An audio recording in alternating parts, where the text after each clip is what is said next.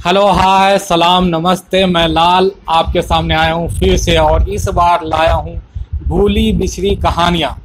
वो भूली बिछड़ी कहानियाँ जो हम दादाओं नानाओं के जरिए सुनते हैं और हमें काफ़ी अच्छा लगता है। आज वही उसी दौर में हम आपको ले जाने वाले हैं, दादा और नाना के दौर में, और उनकी ज़बानी सुनेंगे हिंदुस्तान की कहानी। तो सबसे पहले आप हमें ये बताइए कि आपकी उम्र तो इतनी हो गई है, आज़ादी का दौर आपने देखा होगा, तो कैसा था आज़ादी का दौर? मेरी उम्र उस वक्त 40 की पैदाइश है। मेरी उम्र लगभग अभी 80 हो गई है।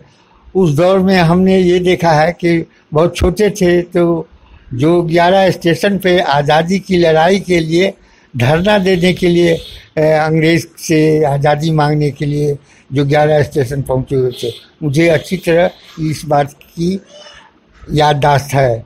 हमने ये भी देखा है कि जब जवाहरलाल नेहरू पोलो ग्राउंड दरभंगा आए थे तो उस वक्त भी उनसे मिलने के लिए हजूम के साथ ट्रेन पकड़ के पोलो ग्राउंड मैदान तक पहुँचे थे और उनका भाषण सुना था।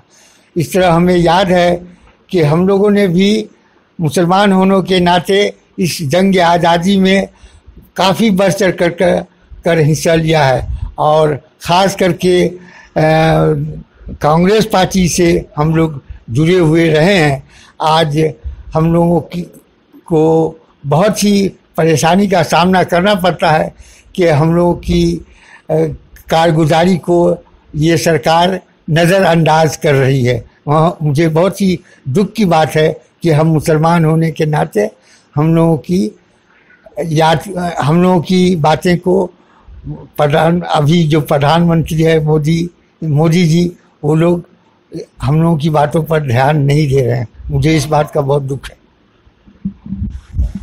इनका कहना है कि जो इस देश की आज़ादी में हिंदू मुसलमान सभी ने हिस्सा लिया था, लेकिन आज का मौजूदा सरकार इस बात को नज़रअंदाज करता है कि इस मुल्क पे मुसलमानों का अधिकार है। आज का मौजूदा सरकार इस बात को नज़रअंदाज करता है कि इस मुल्क की आज़ादी के लिए मुसलमानों ने भी लड़ाइयाँ लड़ी है। बहरहाल आप उस दौर को देखे हैं, उस आज़ादी के बाद की राजनीति को देखें, उस वक्त के कोई राजनेता जो आपको काफ़ी प्रभावशाली लगे हो और जिन्होंने आपको काफ़ी प्रभावित किया हो। अब क्या हुआ? उस दौर में कोई नेता, आज़ादी के जस्ट बाद कोई नेता आपको बहुत? नेहरू इस देश के प्रधानमंत्री थे और मौलाना अबुल कलाम आज़ाद वजीर तालीम थे। उस दौर को भी हम लोगों ने हमने देखा है, और अभी के माहौल को हम लोग देखते हैं तो ऐसा मालूम होता है कि हम बहुत ही परेशान कुन हाल में गुजर रहे हैं। मोदी जी से आग्रह है कि हम लोगों के लिए भी कुछ अच्छे ख्यालात रखें। तो इनका कहना है कि आज की जो मौजूदा सरकार है वो हमारे लिए भी अच्छे ख्यालात रखें, हम भी इस देश के नागरिक हैं। अभी मौजूदा बिहार में असेंबली इलेक्शन का माहौल है। इस असेंबली इलेक्शन को लेकर के आपके मन में किस तरह की बातें हैं? खास करके जब MIM आई है बिहार असेंबली इलेक्शन में, तो क्या लगता है आपको MIM बिहार की असेंबली इलेक्शन में बहुत ज़्यादा उसका रोल होगा? हो सकता है वो किंग मेकर बने, या हो सकता है कि वो महागठबंधन के बहुत सारे वोट को कुतर डालें और पूरा जो मामला है उसको, जो पूरा जो खेल है उसको दरहम बरहम कर दे। तो MIM को लेकर के आपका क्या नज़रिया है बिहार असेंबली इलेक्शन के लिए?